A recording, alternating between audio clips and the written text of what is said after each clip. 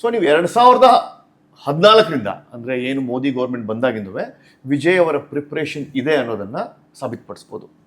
ಅವ್ರು ಅದಾದ ನಂತರ ಬಂದಿರತಕ್ಕಂಥ ಪಿಕ್ಚರ್ಗಳು ಸೋಷಿಯಲ್ ಮೆಸೇಜ್ ಇಟ್ಕೊಂಡು ತಮ್ಮ ಅಭಿಪ್ರಾಯ, ತಾವು ರಾಜಕೀಯ ಬಂದರೆ ತಾವು ಸಮಾಜವನ್ನು ಹೇಗೆ ತಿದ್ದುತ್ತಾರೆ ಅನ್ನುವ ಮೆಸೇಜನ್ನು ನೀವು ಅವರು ಪ್ರತಿಯೊಂದು ಪಿಕ್ಚರಲ್ಲೂ ನೋಡ್ಬೋದು. ಮೆಡಿಕಲ್ ಮಾಫಿಯಾ ಪಿಕ್ಚರ್ ನೋಡ್ಬೋದು, ಜಮೀನ್ದಾರ್ ಲ್ಯಾಂಡ್ ನೋಡ್ಬೋದು, ಎಜುಕೇಷನ್ ರೆವಲ್ಯೂಷನ್ ನೋಡ್ಬೋದು, ಮಿಲ್ಟ್ರಿ ನೋಡ್ಬೋದು. ಎಲ್ಲವೂ ಒಂದೊಂದು ಸಬ್ಜೆಕ್ಟನ್ನು, ಡ್ರಗ್ ಮೆನೆಸ್ ನೋಡ್ಬೋದು, ಹೆಣ್ಮಕ್ಳಿಗೆ ಶಕ್ತಿ ತುಂಬುವ, ಹೆಣ್ಮಕ್ಳು ಇಂಪಾರ್ಟೆಂಟು, ಹೆಣ್ಮಕ್ಳು ಸ್ಪೋರ್ಟ್ಸ್ ಕ್ಲಬ್ ಅಂತೇಳಿ ಮಾಡಿರ್ತಕ್ಕಂಥ ಪಿಕ್ಚರ್ ನೋಡಿರ್ಬೋದು.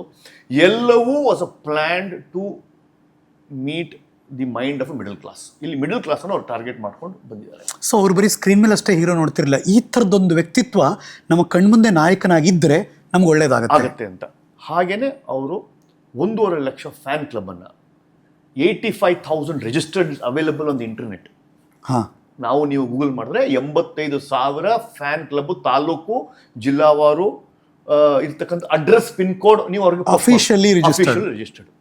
1.5 ಲಕ್ಷ ಫ್ಯಾನ್ ಕ್ಲಬ್ಬನ್ನು 500,000 ಜನ ಉಳ್ಳವರು ಅವರಿಗೆ ಆಗಲೇ ರಾಜಕೀಯ ಕಾರ್ಯಕರ್ತರಂತಿರೋ ಅಥವಾ ಅವರನ್ನು ಪೊಲಿಟಿಕಲ್ ಮೆಂಬರ್ಸ್ ಅಂತ ಹೇಳ್ತಿರೋ, ಇಟ್ಸ್ ಅ ವರ್ಕ್ ಮಾಡ್ಕೊಂಡು ಬಂದಿದ್ದಾರೆ. ಸೊ ನಾನೇನು ಹೇಳ್ತಾ ಇದ್ದೀನಿ ಅಂದರೆ 2028ಕ್ಕೆ ಕರ್ನಾಟಕದಲ್ಲೂ ಒಂದು ಅವಕಾಶ ಇದೆ ಅನ್ನೋದೇ ನನ್ನ ಒಂದು ವಾದ.